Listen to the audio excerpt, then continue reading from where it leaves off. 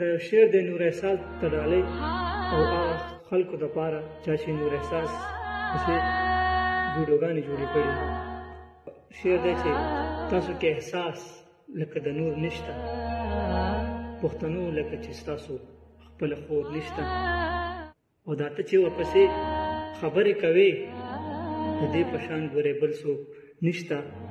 تا خو تار تار کو د یو پیغلې عزت، تا خو تار تار کو د یو پیغلې عزت، تا کې احساس لکه د خپلې خور نشته،